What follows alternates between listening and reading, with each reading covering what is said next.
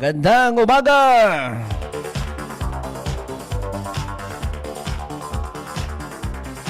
Luzon, Visayas at Mindanao, good morning! Good morning, good morning!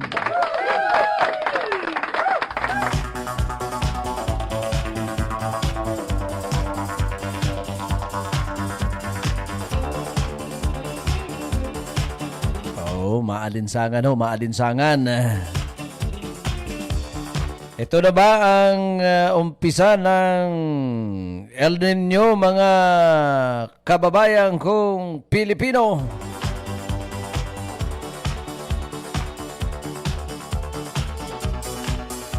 Ed Bansera po sa palatuntunang pulso ng Pilipino sa MIB4. Noon po ay nasa radyo, ngayon nasa internet na worldwide. Good morning, good morning, good morning. Magandang umaga po sa lahat. Oy, magandang umaga kay Congressman Alfonso Boy Umali Jr. ng Segunda Distrito ng Oriental Mindoro. Sabi ni Congressman, mas maganda ika. Oh, pag dami ika ng kalaban, mas masaya.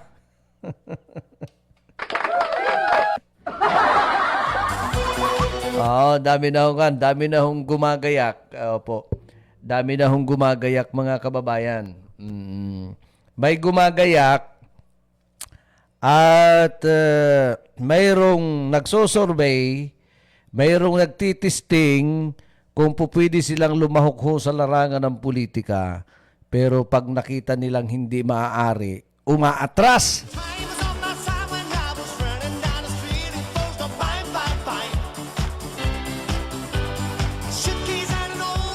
Yun pong napabalita. Yun pong napabalita. Dito muna tayo sa Oriental Mindoro, mga kababayan, bago ho yung mga balita ngayon. Kaunting pahapyaw lang ho sa larangan ho ng politika. Dito ho sa lungsod ng Calapan. Gusto ko lang talakayin ho para ho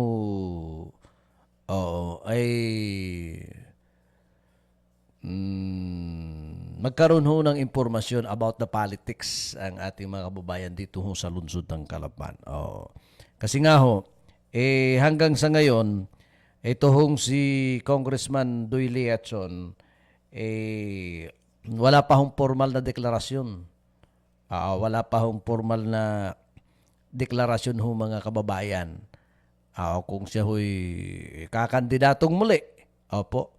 Pero yung kanya pong yung mga may hilig sa larangan ho ng politika, yung nag-oobserba doon po sa mga movement, mga kilos, sa akin hong palagay ay papunta ho siya sa matatawag na pagbabalik dito ho sa lungsod ng Calapan. At siyempre ho, yung pong mga balita at mga kilos naman, sabi nga ho natin, tinanong natin si Vice Bim Ignacio, katulad nung pahayag ni Congressman Arnan na siya magre-re-elect, siyempre. Ganun din ho ang pahayag ni Vice Bim Ignacio na siya ho ay magre-re-elect as a Vice Mayor dito ho sa lungsod ng Calapan. Bagaman hindi pa niya binabanggit sino ang maaari niyang maging mayor sa susunod hong halalan, obviously naman ho, sabi nga, ika nga, na siyempre, maaari siya maging independent o dili kaya ay sumama ho o magsama sila ni former Congressman Doy Leachon. Katunayan, ika, kompleto na yung kanilang mga line-up. Opo. Ngayon, kaya ko ho ito binabanggit, ito po mga bagay-bagay na ito, ito ho yung mga desisyon na gustong maging leader ho ng bayan, maging leader ho ng syudad dito sa lungsod ng Calapan, na wala hong pag-aalinlangan, na talaga naman hong mamahalin at tatangkilikin ng mamamayan. Yung pong walang patumpik-tumpik, walang urong sulong na desisyon pagdating ho sa larangan ho ng politika. Oo. At as of now, ngayon ho, ito pong mga panahong ito, wala hong lumalabas pa na hayag-hayagan kung sino naman ho ang maaaring mag-vice mayor ho naman dito ho sa lungsod ng Calapan. At nung una ho, may mga nagsasabi na pwedeng bumalik si Vice Hill Ramirez at may nagsasabi rin naman na hindi na raw ho ito papalaot sa larangan ng politika, lalo't Vice Mayor ho ang pag-uusapan o maaaring kandidatuhan ho na rin. Opo. So sa ngayon ho, nananatili na si Vice Bim Ignacio lamang ang hayag-hayagan na kakandidatong Vice Mayor ho sa lungsod ng Calapan. Yung pong ilan sa mga nagsasabi na kesyo si ganito raw ho ay ganyan, ay wala na hong katotohanan. Anyway,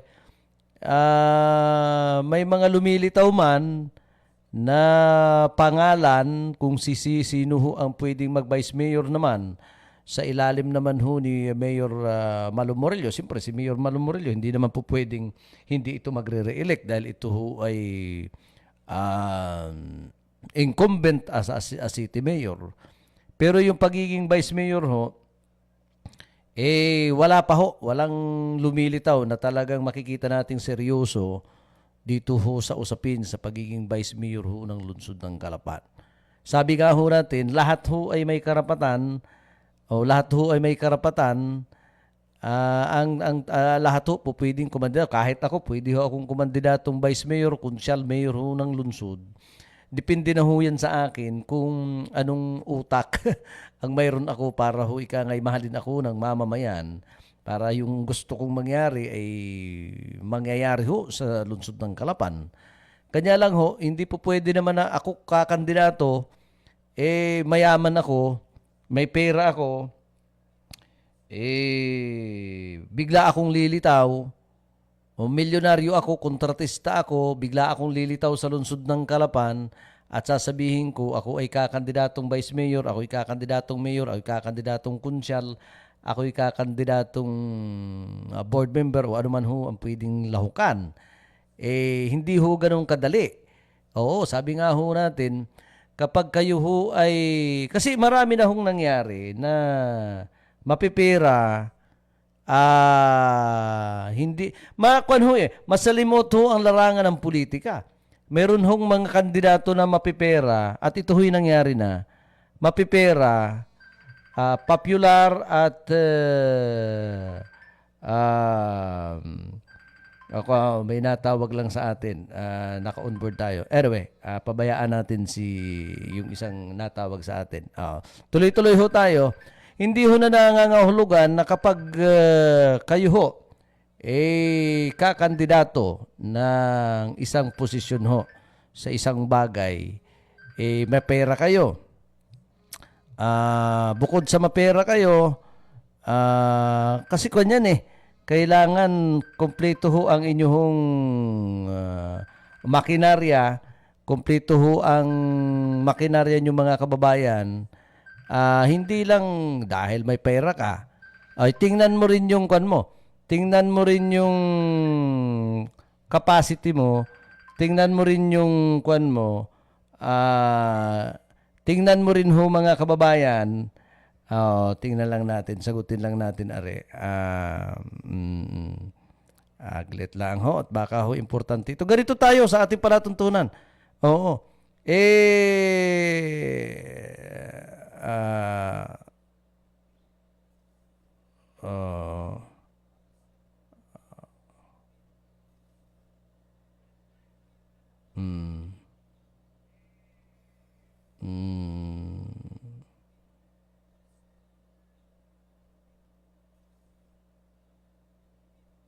Sinagot ko lang ho.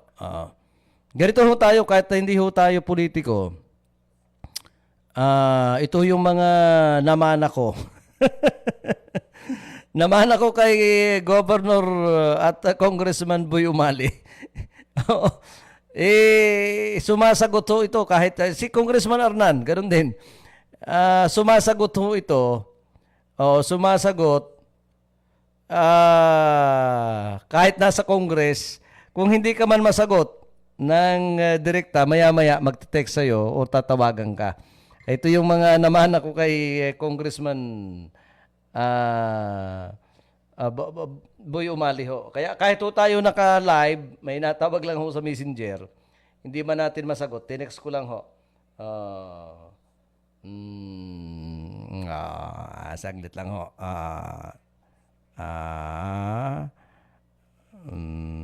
Ito ang okay. Ito na ang sinasabi natin eh. Magkakatrabaho tuloy si attorney. Kachat ko yung isang abogado. Abogado ho na may hawak ng isang politiko. Kasi nga, balik tayo sa ating pinag-uusapan, hindi ho nangangahulugan na kaya ho ay mapera. Oo. Kayo'y gustong pumalaot sa larangan ho ng politika. Madaling kumandidato. Oo, madaling kumandidato.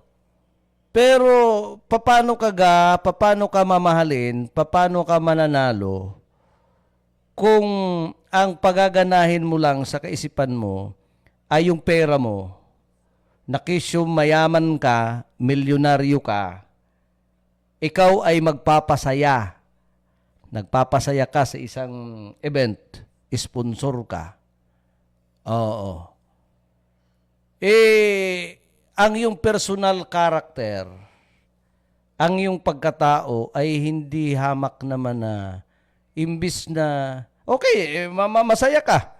Masaya ka dahil sa mga okasyon, kunyari, dito sa lungsod ng Calapan, may mga okasyon, ikaw ang hari, ikaw ang boss, malalaking artista, dala-dala mo rito. Dala-dala mo rito. Di ba? Lalahok ka na sa larangan ng politika. Pero ang iyong pagkatao ay ikaw ay hindi talaga para sa politiko at ikay suplado. At wala kang isang salita. Ayan. Alam mo ang politiko ho, lahat ho yan ay mahilig mangako. Oo. Pero may mga politiko na nagbibitaw ng isang salita. Lalo't kunyari negosyante ka. Alam mo minsan, ako sa aking, pag ang isang negosyante,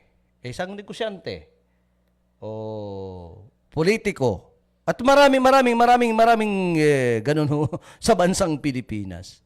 Kapag walang isang salita, hindi mo na pwedeng, lalot sa isang pagkakataon, o sa lahat ng bagay, maging pera ang pag-uusapan, appointment,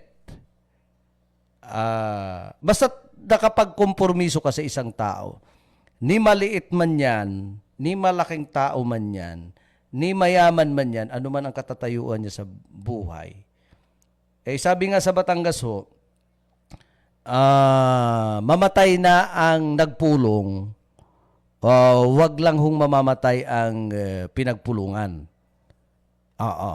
Sa larangan ho ng politika, normal na ho sa mga politiko ang nangangako at nangangako at nangangako. Oo.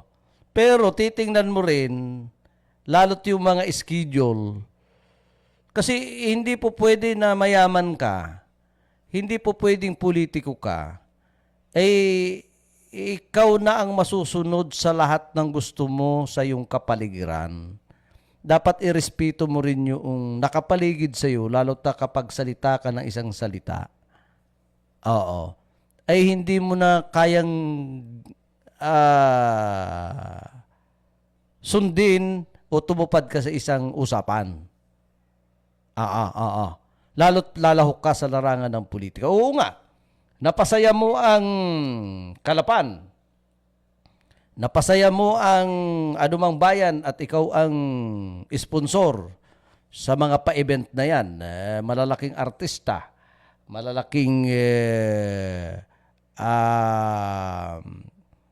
mga artista, mga performer. Oo, malaki ang billboard mo dyan. Pero wala ka namang isang salita sa iyong kapwa. Wala kang dignidad. Nakaw, hindi po pwede yan. Tapos papasok ka sa politika. Ewan ko lang. May mga nabubula ka na, natural lang yun. Sa pribado mong buhay. Pero kailangan may isa kang salita. Tapos lalaho ka sa politika. Sa isang simpleng salita ay hindi mo nga kayang panindigan sa pagkatao mo. Oo nga, mapera ka eh. Kontratista ka. Marami kang pera. Hindi ko nga alam kung may investment ka dito sa sarili mong bayan, sa sarili mong lalawigan. Anyway, pera, madaming lupa, ang dami. Pero papasok ka sa larangan ng politika, wala kang dignidad. Wala kang isang salita.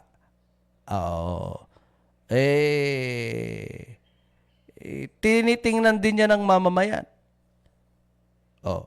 Isang halimbawa dyan, lalo't sa lungsod ng Calapan, kunyari gusto mong kumandidato ka sa lungsod ng Calapan, marami na hong kumandidato rito na mapipera pero walang isang salita. Talo. Mayroong kumandidato dito walang kapera-pera. Pag nagkukwento nga si Kapitan Rojas, yung ating ABC President,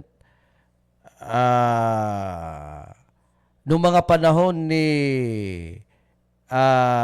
Mayor Carling Brucal, amaho ng kasalukuyang board member natin na si Bong Brucal,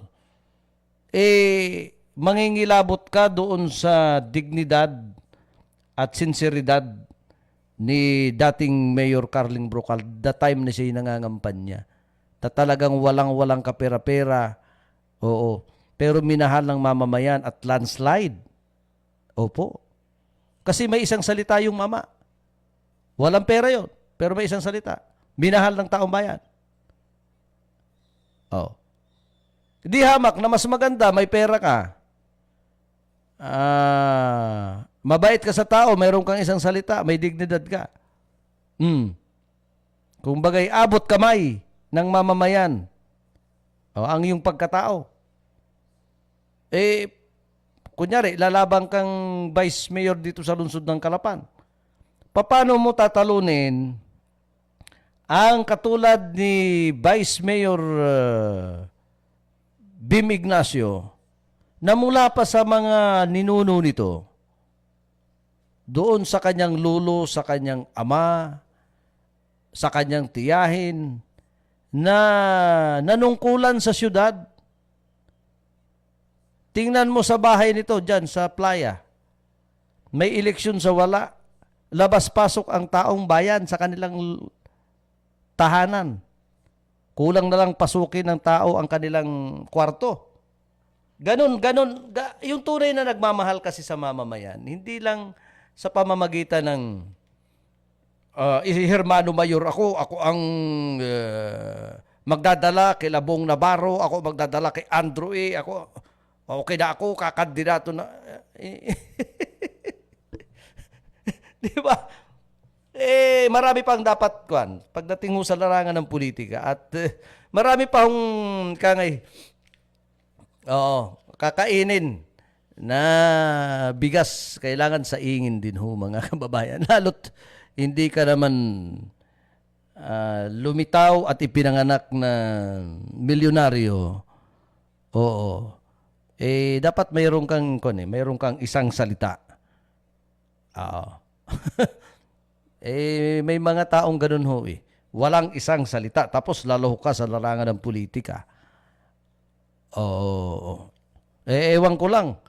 Sa isang araw papangalanan natin na rin sino itong binabanggit kong ito na walang isang salita. Hindi mo pwedeng panghawakan. Hindi nga pala isang salita marami ng salita.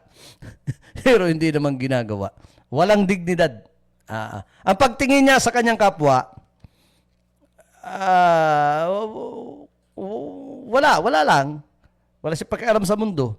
Pwede naman yun, buhay mo yan eh. Pero kung ikay lalahok sa larangan ng politika, yung buhay mo, pakikialaman na yan ng mamamayan. Oh. Pero kung ikay hindi lalahok sa politika, mananatili kang kontratista, mananatili kang milyonaryo, kung anong gusto mong gawin sa buhay mo, opo, walang pakialam ang mamamayan sa iyo. Pero kapag ikaw ay lalahok sa politika, may karapatan na ang mamamayan na alamin ka sino ka at pwede ka bang pagkatiwalaan naming mamamayan para ikaw ay mag-manage, magmaniobra ng mga pulisiya at dalhin sa maganda ang buhay ng mamamayan.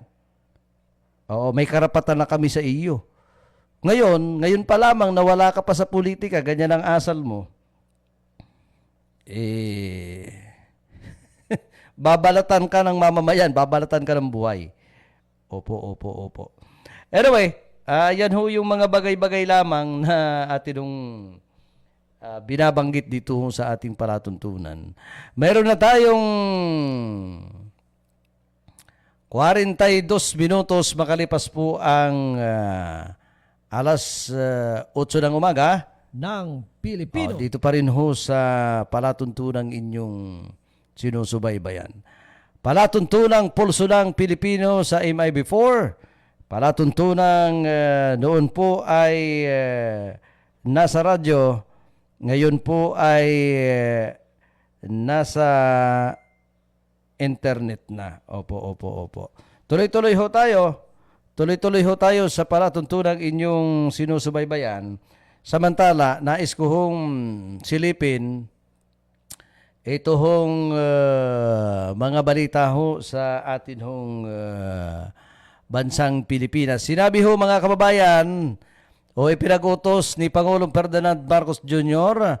sa National Economic and Development Authority o NEDA at the Philippine Statistical Authority o PEC at the Department of Social Welfare and Development na pag-aralan ang mga paraan na partikular na sa pagtawid Pamilyang Pilipino Program o PORPIS na tumutugon sa epekto ng inflation sa may hirap na mga Pilipino. Sa press briefings mga kababayan sa Malacanang, sinabi ni DSWD Secretary Rex Gatchalian na ginawa ng Pangulo ang kautusan sa ginanap na sectoral meeting. Ayon pa sa balita mga kababayan kung Pilipino, isa sa mga inatasan niyang pag-aralan namin, sabi niya, isa sa mga inatasan niyang pag-aralan namin is paano huwag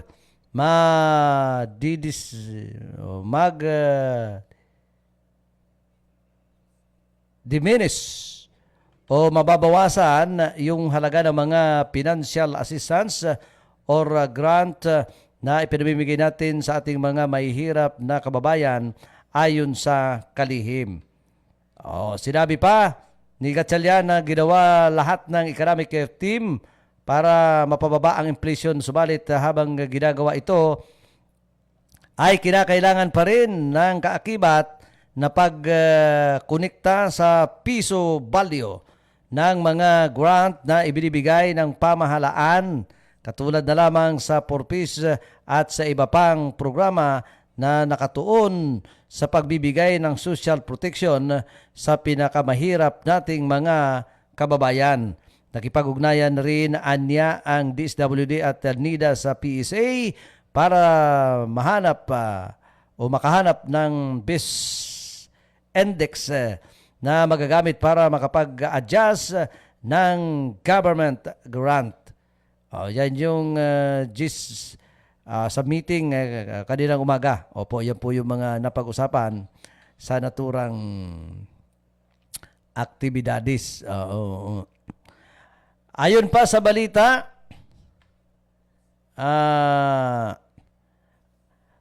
masisigurado na naka-price index whether it's a cost of a living of price of the essential baskets we were tasked to work with the PEC and needed to find the best index to use to make sure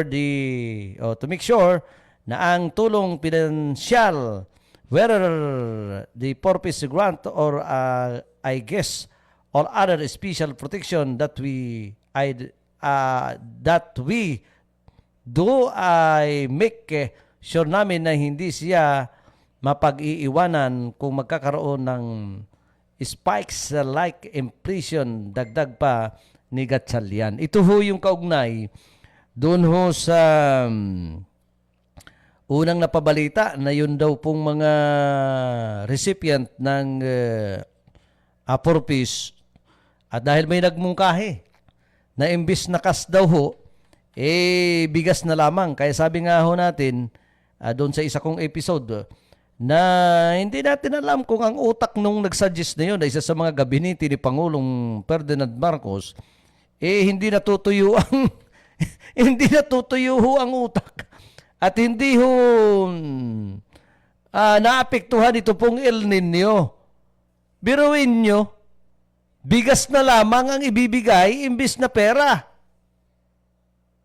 Kaya ang sagot ho ng Pangulo, pwede naman na bigas, pero hindi maapektuhan yung kas pinansyal ng mga tumatanggap ng purpose. Bakit? Hindi nga tama nga yung reaksyon ng mamamayan nung natanong na ano ang kanyang masasabi na imbis na pera na lang, imbis na pera ay papalitan na lang ng bigas. Hindi lang naman ho bigas ang kailangan ng mga benepisaryo ho ng purpose, mga kababayan kong Pilipino. Oo. Kaya ito mga ganitong uri ng panukala,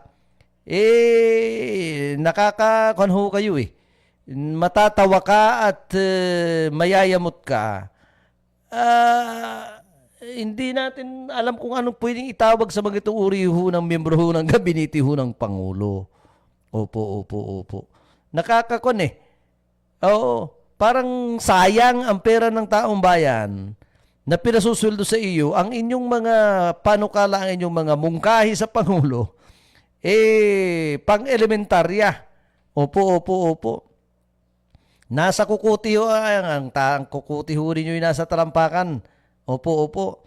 Kaya sabi nga ho natin, pag ganito ho ang mangyayari at ang manunungkulan sa ating pamahalaan ay masyadong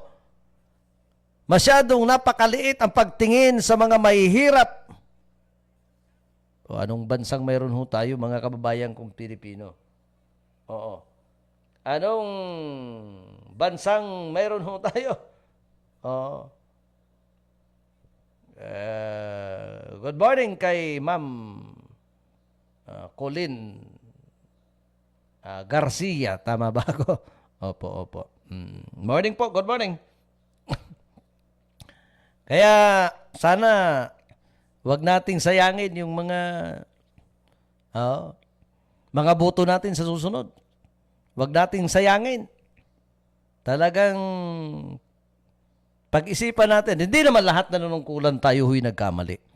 May mga nanungkulan naman ho na hindi naman masasabing nasayang ang ating boto. Oo.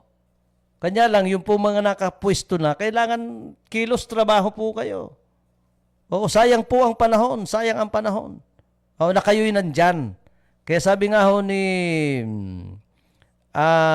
Mayor Lito Malabanan, sayang ang pagkakataon na ibinigay sa inyo ng mamamayan na hindi ho ninyo husayan ang inyo pong serbisyo.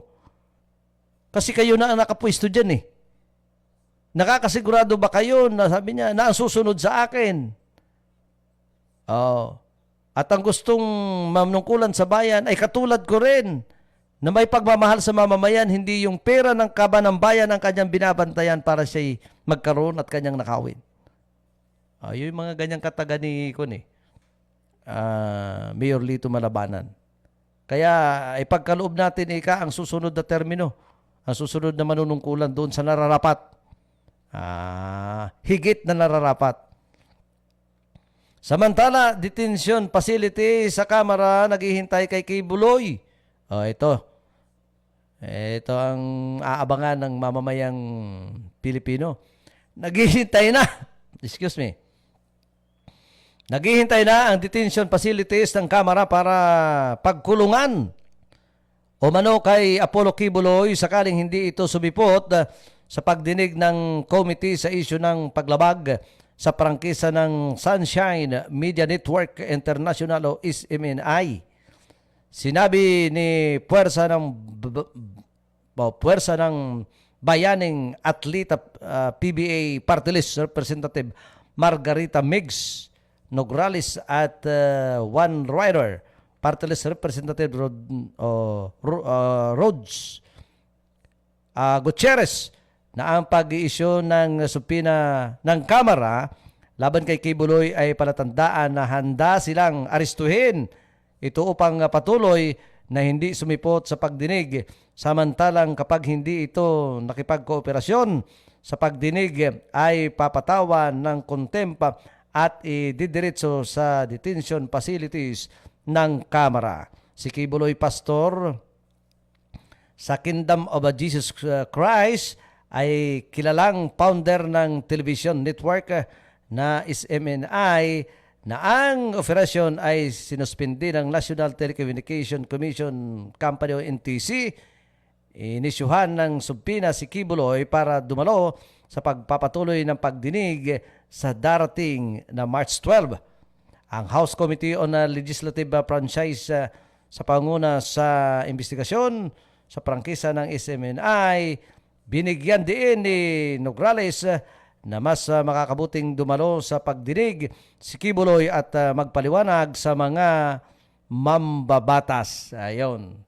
Tingnan natin kung susunod dahil may mga una na hong binanggit ito si Kibuloy na hindi raw ito sisipot.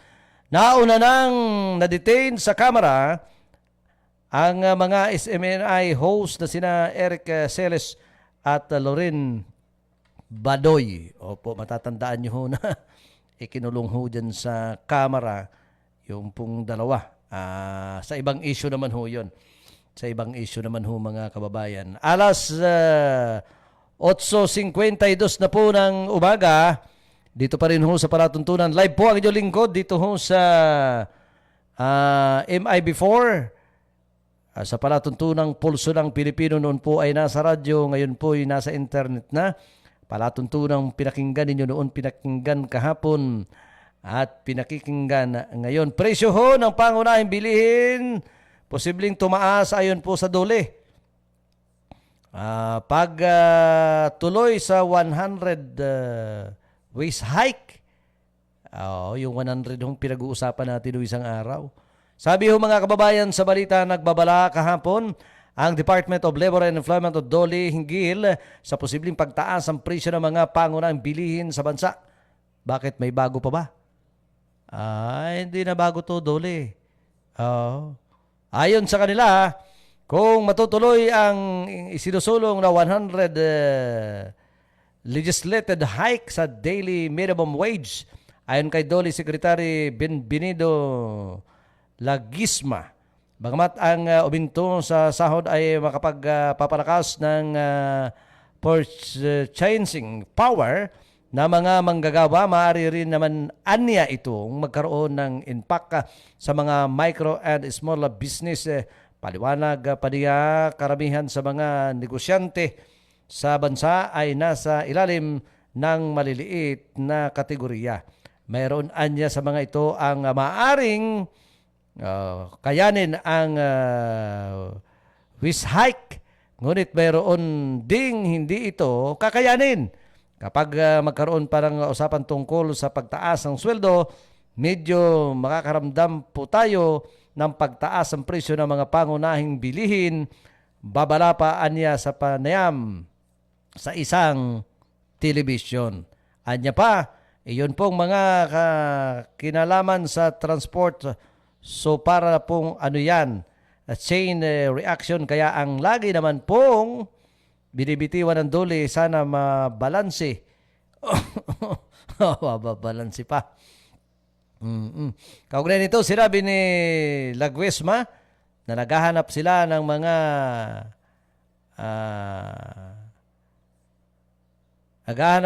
mga posibleng intervention upang matugunan ang mga micro and small business.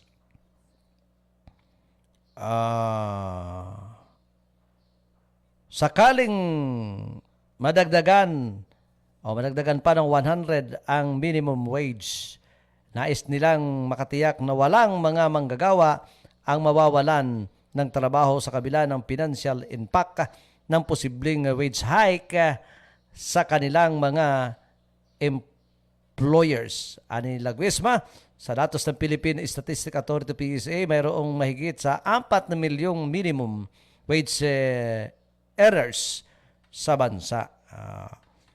Yun ang yun din ho, kahit papaano ho, pampalubag loob. Kahit papaano ho, pampalubag loob na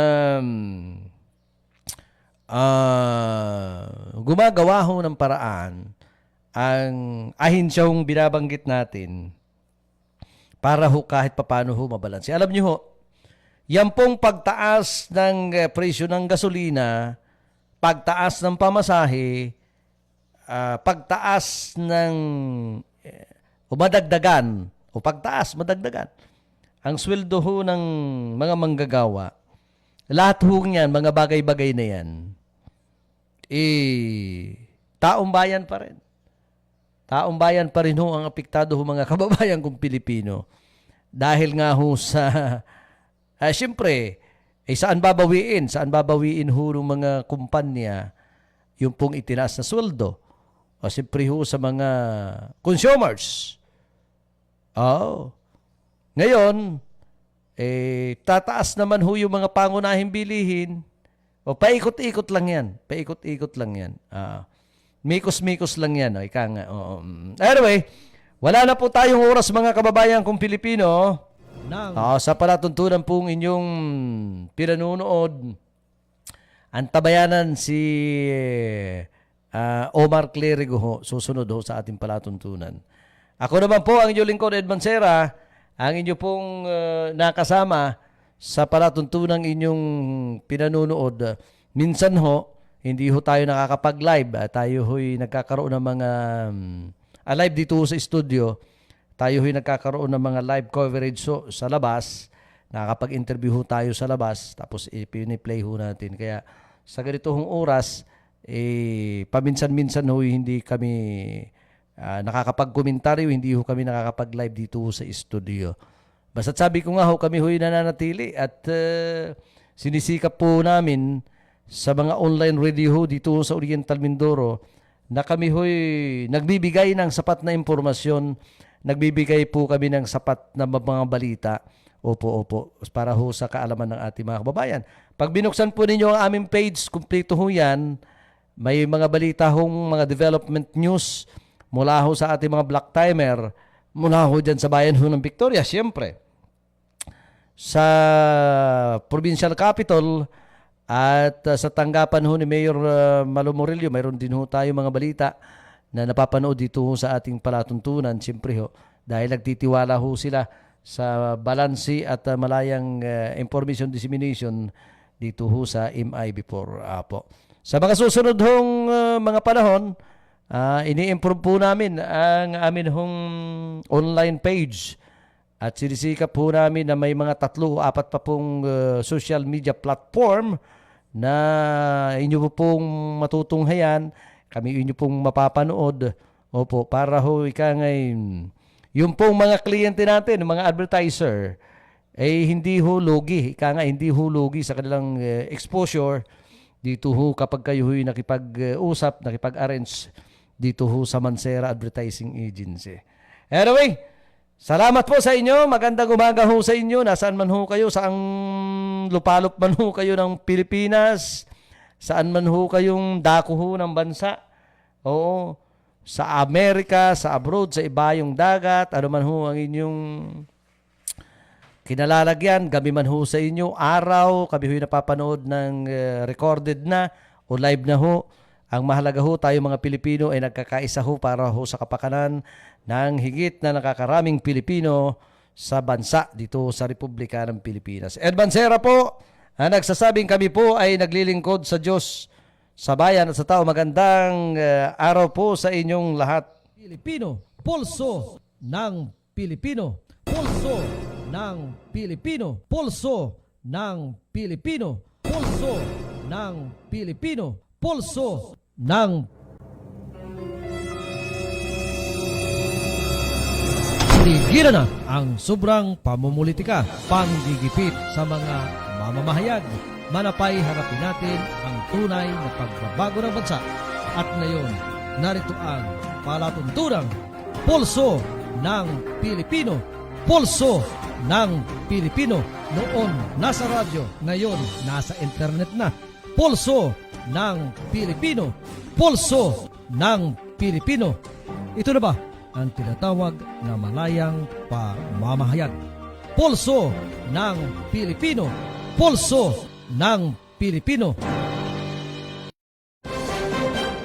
Luzon, Visayas at Mindanao, MI4 na papanahon sa makabagong teknolohiya sa larangan ng online radio saan mang bahagi ng mundo pinapanood, pinakikinggan. Mindoro Internet Broadcast. Mindoro Internet Broadcast.